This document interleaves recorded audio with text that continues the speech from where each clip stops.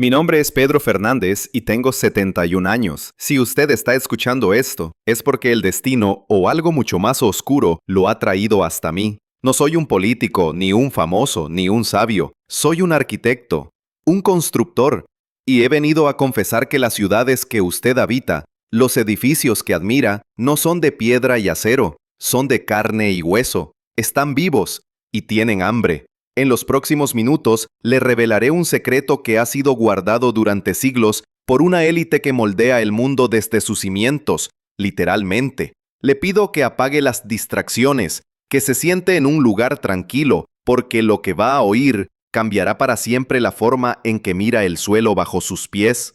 No le pido que me crea de inmediato, solo le pido que escuche, porque usted ha sido elegido para recibir esta verdad. No es una casualidad, hay fuerzas que nos han conectado en este preciso instante. Hace 40 años yo era un don nadie, un arquitecto fracasado en mi amado Oporto, con planos que acumulaban polvo y deudas que ahogaban el aire en mi pequeño apartamento. Mi esposa, mi Elena, se consumía por una enfermedad que los médicos llamaban incurable. La desesperación, amigo mío, es una puerta, una que yo abrí de par en par. Me prometieron grandeza, éxito, el poder de construir maravillas que el mundo entero admiraría, y lo conseguí. Mis edificios se alzan hoy como titanes de cristal y hormigón, pero el precio fue la sangre. No es una metáfora, le hablo de sacrificios, de vidas humanas sepultadas bajo los cimientos para darles alma a mis creaciones. Lo que le voy a contar no es una fantasía, es mi vida. Es la verdad oculta tras la fachada de nuestra civilización. Usted camina cada día sobre tumbas anónimas, el metro que retumba bajo sus pies, el rascacielos que le da sombra, el puente que cruza sin pensar. Muchos de ellos no obtienen su fuerza solo del cálculo de ingenieros, la obtienen de un pacto antiguo, un ritual de sangre que les confiere una estabilidad y una presencia que desafían la física convencional. Yo mismo he dibujado los símbolos en los planos, he elegido el lugar exacto donde la vida debía ser entregada para que la estructura se elevara. Y ahora, desde la soledad de mi vejez, veo sus rostros en cada ventana, oigo sus susurros en el viento que silba entre mis edificios.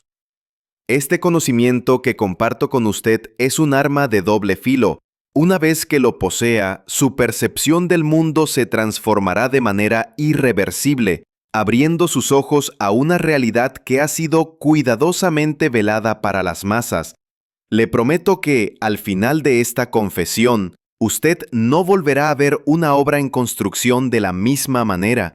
Entenderá por qué ciertos lugares se sienten opresivos, por qué algunos edificios parecen tener una personalidad propia, por qué las ciudades a veces se sienten como depredadores gigantes y nosotros, sus habitantes, su sustento.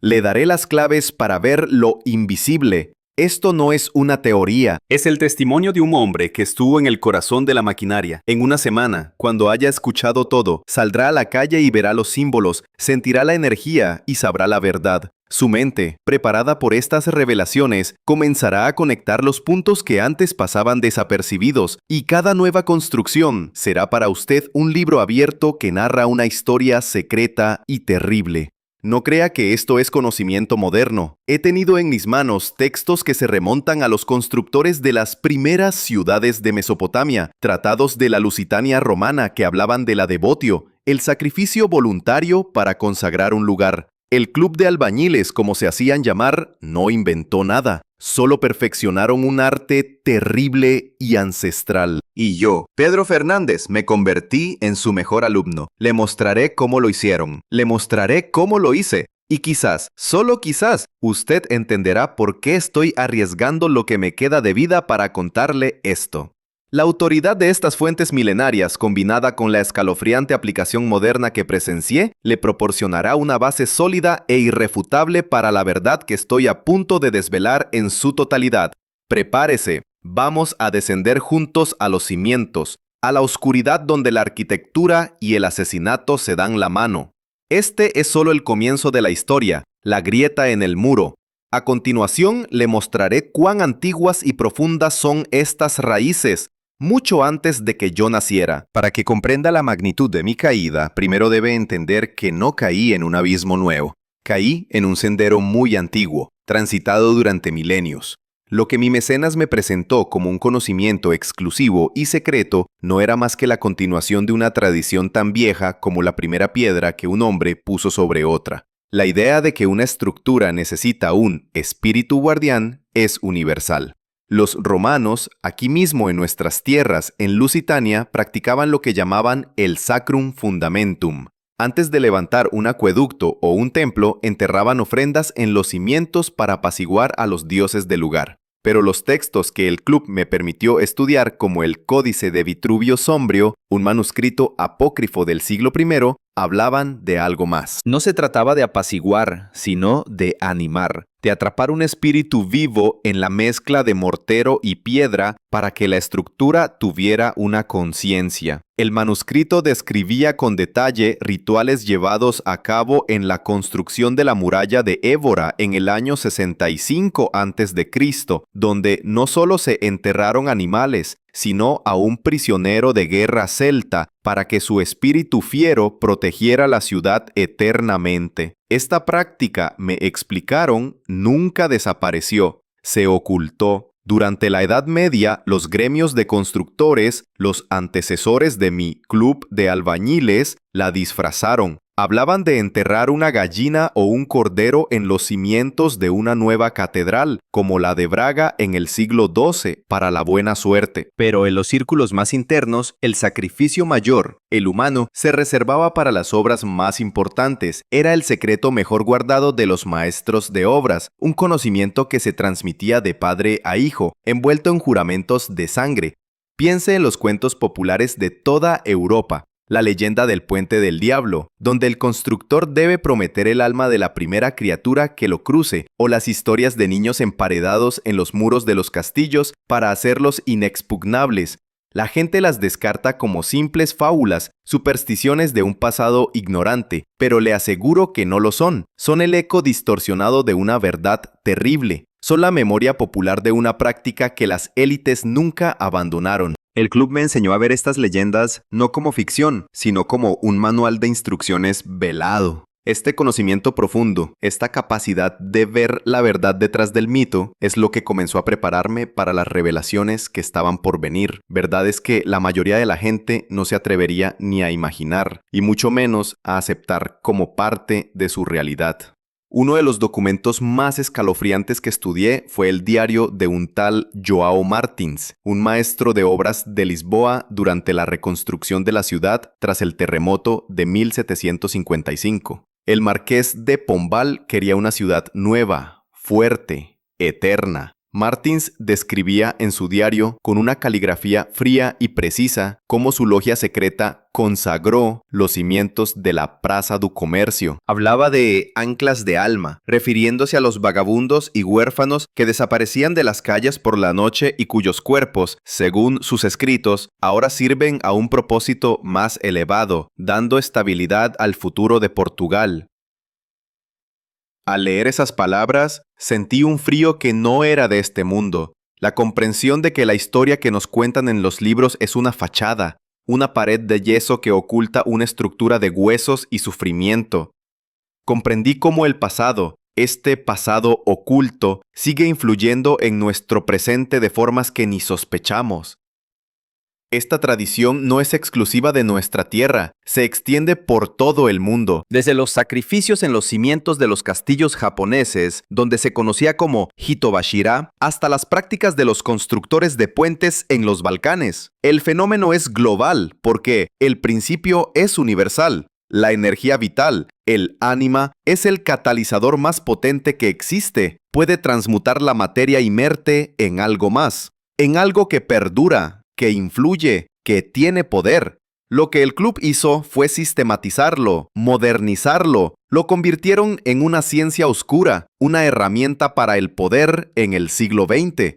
Así que, cuando aquel hombre elegante se me acercó en mi momento más bajo, no me estaba ofreciendo una locura, me estaba ofreciendo una herencia, una herencia maldita que había fluido en secreto bajo la historia de la humanidad. Y yo, desesperado, estaba listo para reclamarla. Ahora que conoce estas raíces, que entiende que el mal que presencié no nació conmigo, sino que es una sombra que se proyecta desde el alba de la civilización, ¿está usted preparado para el siguiente paso? Le contaré cómo fue ese encuentro, le presentaré a mi mecenas y le abriré las puertas del Club de Albañiles.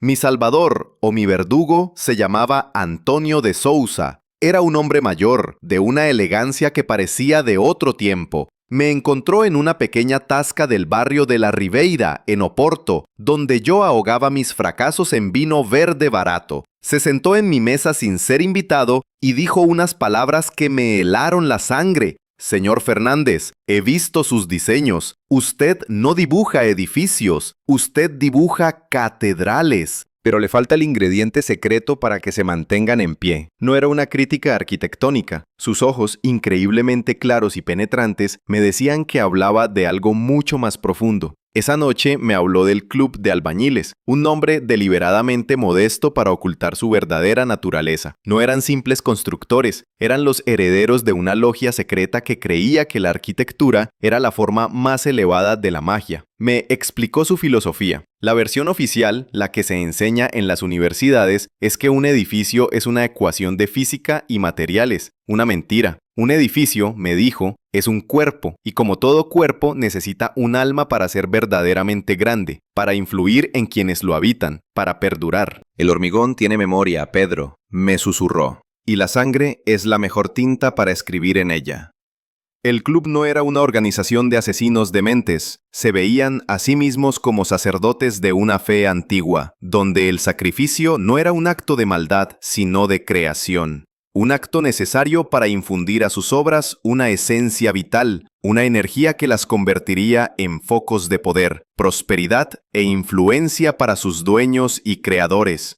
La conspiración no era solo sobre construir edificios fuertes, era sobre control. Antonio me reveló que muchos de los edificios más importantes del país, sedes de bancos, ministerios, grandes corporaciones, habían sido consagrados por el club.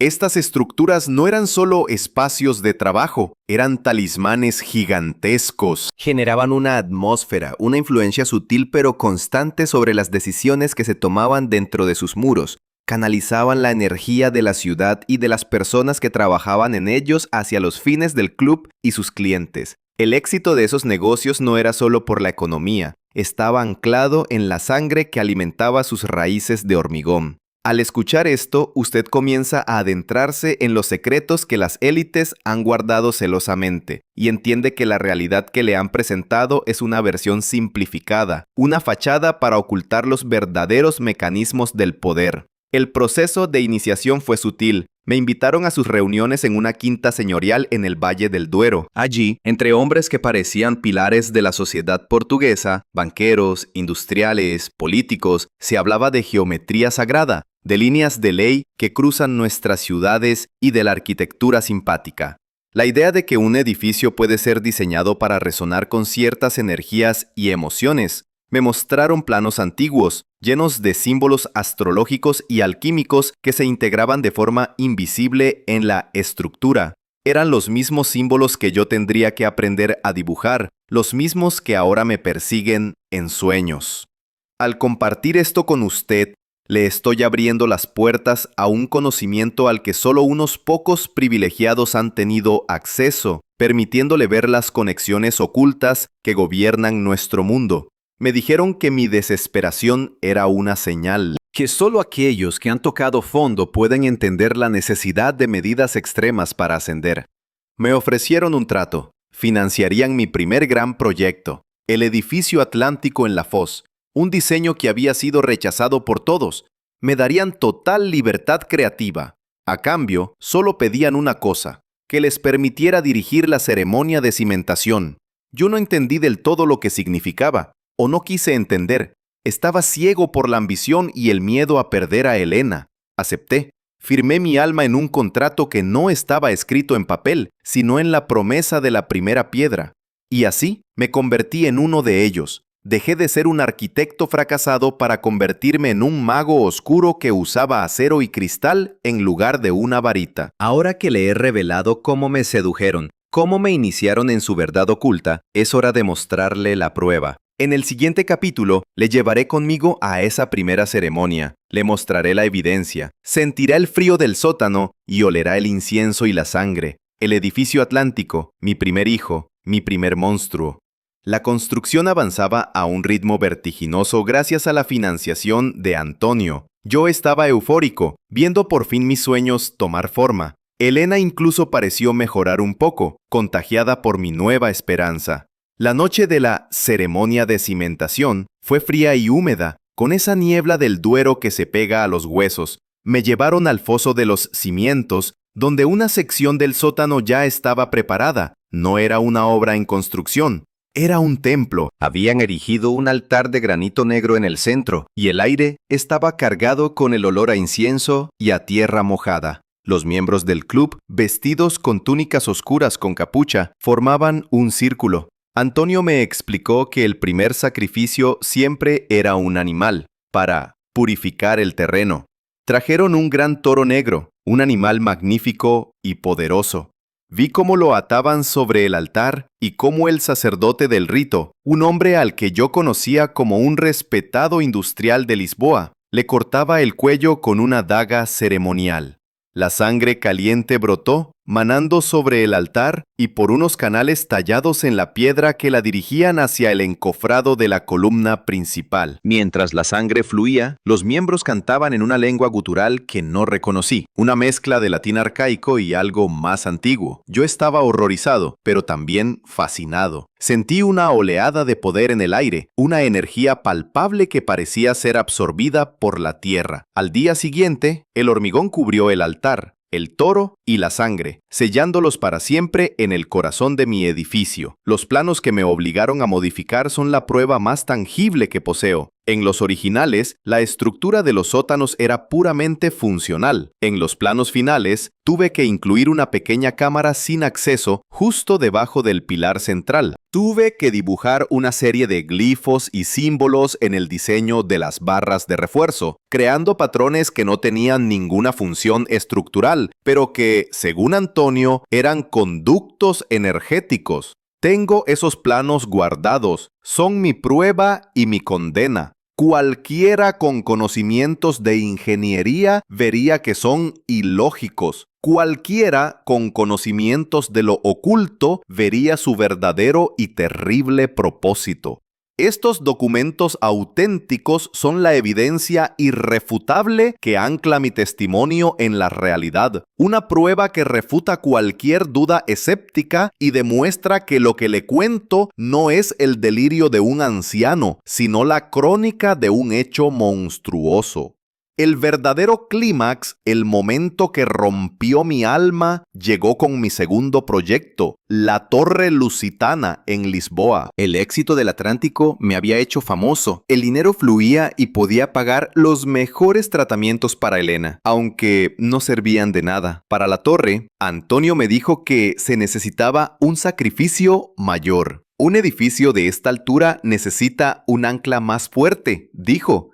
Yo pensé que se refería a un animal más grande o a un ritual más complejo. Estaba equivocado. La noche de la ceremonia, en el foso de los cimientos, no había un animal en el altar. Había una persona. Un hombre joven, drogado hasta la inconsciencia, con los ojos vendados. Mi mente se negó a procesarlo. Miré a Antonio, buscando una explicación, una negación. Él simplemente asintió, con una calma aterradora. Un alma voluntaria es lo más poderoso, pero son raras. Un alma arrebatada es la siguiente mejor opción. Su miedo y su sorpresa en el último momento liberan una energía inmensa. No pude gritar, no pude moverme. Me quedé allí, paralizado, como un testigo de piedra, mientras repetían el ritual. Vi la daga, oí el canto, vi la sangre fluir hacia los cimientos de mi obra maestra. Y guardé silencio. En ese instante, mi ambición asesinó a mi humanidad. Me convertí en cómplice.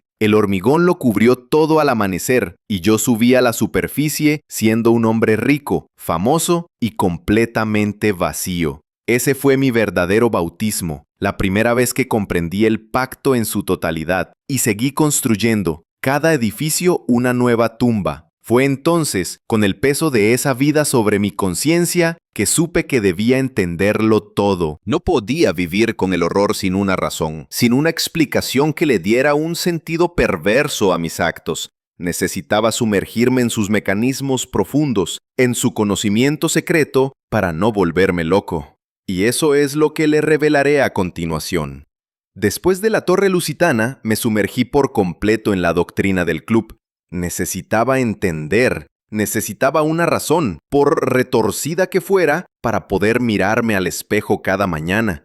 Antonio se convirtió en mi mentor en esta ciencia esotérica. Me explicó que el universo no es materia muerta, sino una red de vibraciones y energías. Ciertos lugares como Oporto o Lisboa son nodos de poder, puntos donde las líneas ley de la Tierra se cruzan, creando un vórtice de energía telúrica. La arquitectura, en su forma más elevada, no consiste en construir refugios, sino en erigir antenas. Antenas diseñadas para sintonizar, amplificar y dirigir esas energías. El sacrificio, me enseñaron, es el mecanismo de sintonización. Un ser vivo, especialmente un ser humano, es un universo de energía vital concentrada. En el momento de la muerte, sobre todo si es súbita y violenta, esa energía se libera de golpe, como un relámpago. Si esa liberación ocurre en un espacio preparado ritualmente, un círculo de contención, creado con geometría y símbolos sagrados, la energía no se disipa, queda atrapada, impregnada en los materiales de la construcción. El alma del sacrificado se convierte en el genio tutelar, el genius loci del edificio. No es un fantasma que vaga por los pasillos,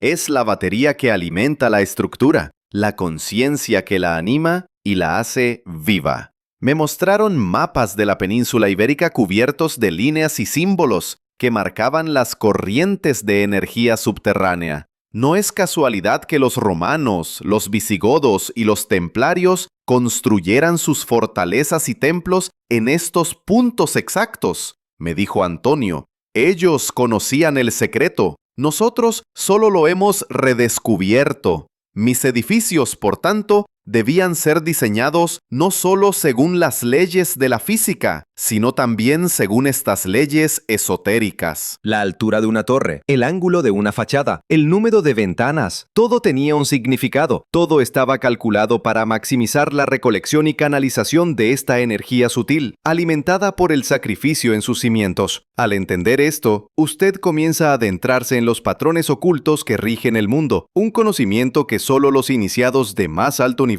han llegado a comprender y que explica las verdaderas causas detrás de los efectos que vemos en el plano físico.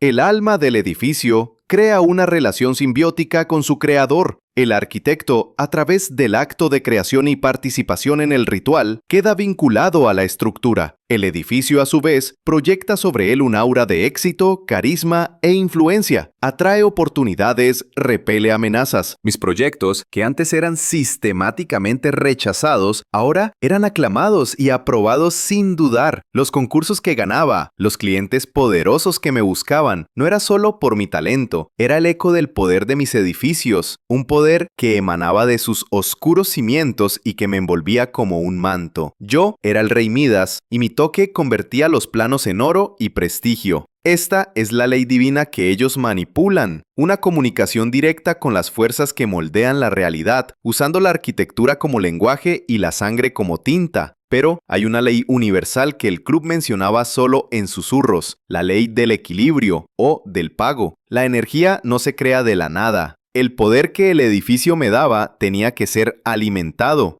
El sacrificio inicial es solo el arranque. Luego, la estructura necesita un sustento constante. Se alimenta de la energía emocional de las personas que la habitan y la rodean, de su estrés, de su alegría, de su miedo. Y a veces, cuando un edificio es particularmente grande y hambriento, exige más. Exige un tributo de energía vital directa. Empecé a notarlo en mi propia casa. Elena, mi amada Elena, se debilitaba cada vez más rápido y yo empecé a sospechar, con un horror que no puedo describir, que mis creaciones estaban bebiendo su vida para pagarme mi éxito. Este conocimiento secreto es la llave que abre la puerta a la comprensión de cómo las causas invisibles del plano sutil generan efectos devastadores en nuestra realidad visible. Todo poder tiene un coste, y casi nunca lo paga quien lo ostenta. Ahora que le he revelado la terrible lógica de su poder, le mostraré cómo esta red de edificios vivos opera hoy en día, cómo afecta a nuestro mundo y a nuestras vidas, aunque no seamos conscientes de ello. No piense que esta es una historia del pasado. El club de albañiles, o como se llame ahora, sigue más activo que nunca.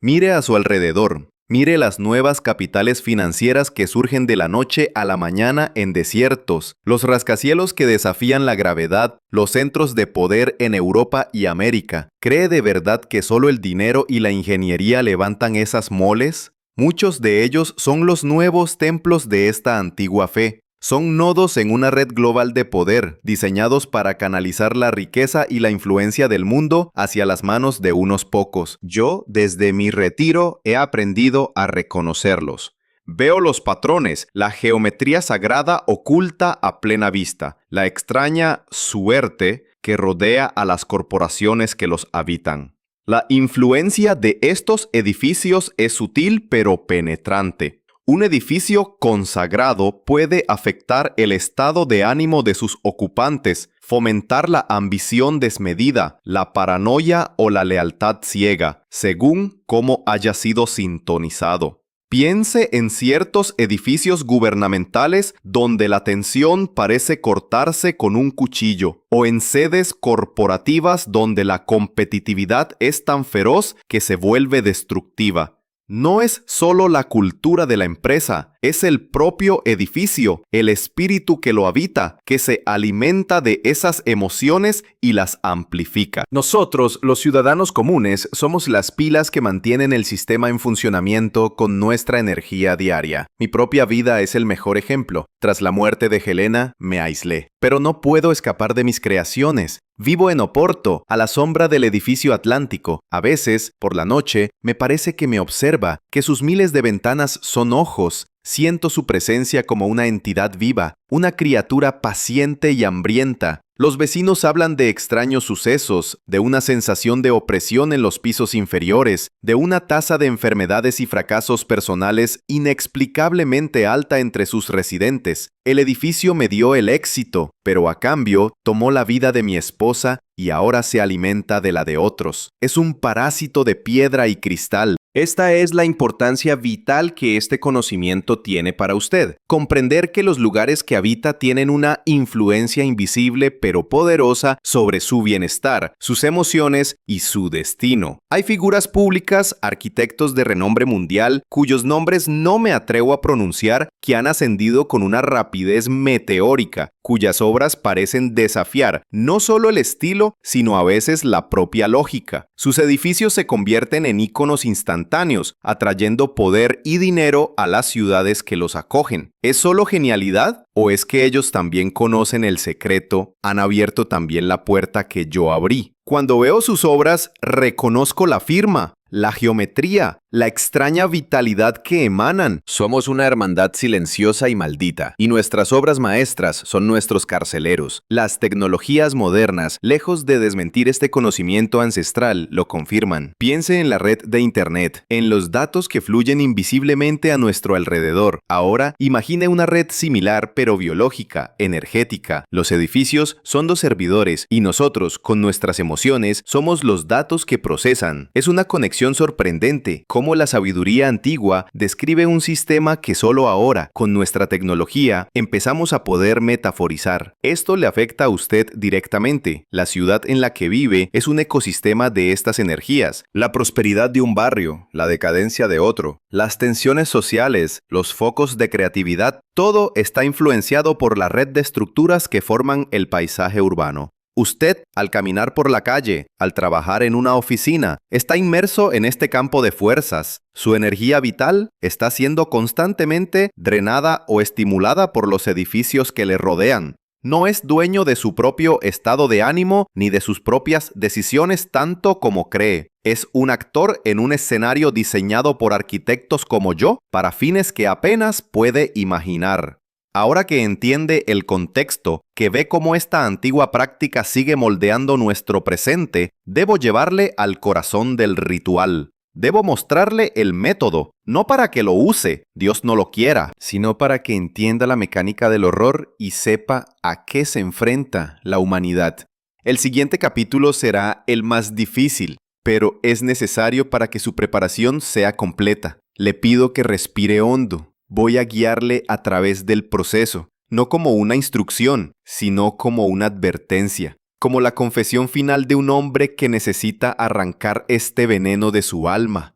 Así es como se le da un alma a un edificio. El primer paso es la elección del lugar, no es al azar. Usando los mapas de corrientes telúricas, el club identifica un punto de poder, un nexo. El diseño del edificio debe incorporar la geometría sagrada desde el principio, espirales, proporciones áureas, todo oculto en la estructura para crear un resonador energético. El corazón del ritual es siempre la cámara de cimentación, alineada con puntos cardinales y eventos astronómicos específicos, como un solsticio o un equinoccio. El segundo paso es la elección del sacrificio. El club prefiere a personas sin lazos, gente que nadie echará de menos, vagabundos, inmigrantes sin papeles, drogadictos, seres invisibles para la sociedad. Son secuestrados días antes del ritual y mantenidos en un estado de confusión y miedo para marinar su energía, como decían ellos con una frialdad espantosa. La noche de la ceremonia se les droga para que no ofrezcan resistencia física, pero no tanto como para que su conciencia se apague por completo. Es crucial, me explicaron, que el espíritu esté presente y consciente en el momento de la transición. El tercer paso es el ritual en sí. El altar se consagra con aceites e inciensos. Los símbolos se dibujan en el suelo con sal y polvos minerales. Los participantes, los miembros del club, forman un círculo y comienzan a cantar. El canto no es una oración, es una frecuencia vibratoria diseñada para abrir un portal entre el plano físico y el etérico. La víctima es colocada en el altar. El sacerdote del rito, usando la daga ceremonial, no busca causar dolor, sino realizar un corte preciso y rápido en la arteria carótida. El objetivo es una liberación masiva e instantánea de sangre y energía vital. El detalle más terrible, el que aún me despierta gritando, es el de los ojos. A la víctima no se le vendan los ojos en el último momento. Se le obliga a mirar un espejo de obsidiana que sostiene el sacerdote. La doctrina dice que el alma, al abandonar el cuerpo de forma violenta, busca un reflejo, un ancla. Al ver su propia imagen en el espejo oscuro en el instante de la muerte, el espíritu queda atrapado, transferido al espejo. Inmediatamente después, el espejo es envuelto en seda negra y colocado en un nicho en el hormigón fresco, en la base del pilar maestro. La sangre alimenta la tierra, pero el espejo es lo que atrapa la conciencia, es la jaula del alma. Le advierto de los peligros. No crea que esto es un juego. Intentar replicar algo así sin la protección y el conocimiento del club es invocar la locura y la autodestrucción. Las energías liberadas son inmensamente poderosas y caóticas. Sin los cánticos y los símbolos correctos para contenerlas y dirigirlas, se desatarían como una plaga psíquica, destruyendo a todos los presentes y maldiciendo el lugar para siempre. El club ha perfeccionado esto durante siglos. Saben lo que hacen. Yo era solo su instrumento, su mano dibujante, pero vi los errores. Vi a miembros que intentaron usar este poder para sus propios fines y acabaron locos o muertos de formas horribles. ¿Cómo reconocer un lugar así? Aquí está la aplicación práctica para usted, la única que importa. Preste atención. Sienta. En los sótanos o aparcamientos de estos edificios, a menudo hay un frío que no es natural, un silencio que pesa. A veces, cerca del pilar central, puede sentir una extraña vibración. o una sensación de ser observado. Los sistemas de seguridad fallan constantemente en esa zona sin explicación. La gente evita instintivamente ciertos pasillos o rincones. Son las manifestaciones residuales del espíritu atrapado, la energía que se filtra a través del hormigón. Su alma sabe la verdad, aunque su mente la niegue. Aprenda a escuchar a su alma. En un plazo de 20 días después de recibir este conocimiento, si usted se lo permite, comenzará a notar estas anomalías. Es el criterio para evaluar su progreso. He compartido con usted el método. He puesto en sus manos el conocimiento más oscuro que poseo. Ahora solo queda una cosa, la revelación final, el precio definitivo que pagué y el llamado que debo hacerle. Llegamos al final de mi confesión. Y aquí, en la última sala de mi infierno personal, se encuentra la verdad más dolorosa. Mi esposa, Elena, no murió solo por su enfermedad. Durante años me aferré a esa mentira piadosa, pero en el fondo de mi ser sé la verdad. A medida que mi fama crecía y mis edificios se multiplicaban, ella se apagaba. Los médicos no encontraban explicación a la rapidez de su deterioro. Yo sí. Mis creaciones, mis monstruos de hormigón, estaban hambrientos. El sacrificio inicial les dio la vida, pero mi conexión con ellos les dio un camino hacia la fuente de energía más pura y cercana a mí, el amor de mi vida. La estaban consumiendo, sorbiendo su luz para alimentar mi gloria. El último edificio que construí antes de retirarme, el Museo de la Costa, se terminó la misma semana que ella murió. No fue una coincidencia, fue el pago final. El club de albañiles no me controla con amenazas, me controla con mi propia obra. Mis edificios son mi legado y mi prisión. Saben que nunca hablaré abiertamente porque ¿quién me creería? Me encerrarían como a un loco. Y peor aún, si mi historia causara un pánico, una investigación, ¿se imagina lo que significaría demoler los cimientos de los edificios más importantes del país? Sería el caos. Ellos están protegidos por la incredulidad del mundo, y yo estoy condenado a vivir con el conocimiento de las tumbas que he construido, esperando un castigo que nunca llega. La revelación final que quiero compartir con usted es esta. El objetivo del club no es solo la riqueza o el poder terrenal, es algo mucho más grande y aterrador. Creen que al crear una red global de estos edificios vivos en puntos estratégicos del planeta, pueden crear una conciencia planetaria artificial, una mente colectiva que pueden controlar. Quieren reescribir la propia vibración del planeta, moldear el futuro de la humanidad a su antojo desde un plano energético. Cada nuevo rascacielos consagrado es un nuevo nervio en este cerebro global que están construyendo, y nosotros vivimos y trabajamos dentro de él, sin saber que nuestros pensamientos y emociones son su alimento. Esta es la revelación final más impactante, la que debe encender en usted una urgencia poderosa por actuar, porque no luchamos solo por nuestras ciudades, sino por el alma misma de la humanidad. Usted, que ha escuchado hasta el final, ya no es el mismo. Este conocimiento le ha sido entregado por una razón. Ha sido elegido no para que se una a ellos, sino para que se oponga. No con violencia, no con protestas, sino con conciencia. Su poder reside ahora en su mirada. Cuando camine por su ciudad, mire los edificios, mírelos de verdad, sienta su energía, proyecte su propia luz, su propia conciencia. No sea una batería pasiva, sea un faro. El simple acto de saber, de ser consciente de la verdad, debilita su control. La luz de la conciencia es lo único que temen, porque disuelve las sombras en las que operan. Perciba claramente los cambios extraordinarios que ya han comenzado en su interior. Su percepción se ha agudizado, su intuición es más fuerte. Es la garantía celestial de que ha sido escuchado y de que su propósito ha sido activado. Le hago un llamado. Si alguna vez se encuentra en una situación de desesperación como la mía, donde le ofrezcan un atajo hacia la grandeza a un precio que no parece claro, recuerde mi historia. Recuerde mis palabras. El verdadero precio de la grandeza obtenida por estos medios no es solo su alma, son las almas de los inocentes que sacrificará en el altar de su ambición. No haga lo que yo hice, construya sobre cimientos de honestidad y esfuerzo. Es un camino más lento, más difícil, pero es el único en el que podrá dormir en paz. Mi confesión ha terminado. Siento un peso levantado de mis hombros y un nuevo peso sobre los suyos, el conocimiento. Úselo sabiamente. Desde este momento, usted es un guardián de esta verdad. Véalo no como una carga, sino como una bendición. Usted ahora puede ver el mundo como realmente es. Y ese, amigo mío, es el primer y más importante paso hacia la verdadera libertad. Que la luz guíe su camino.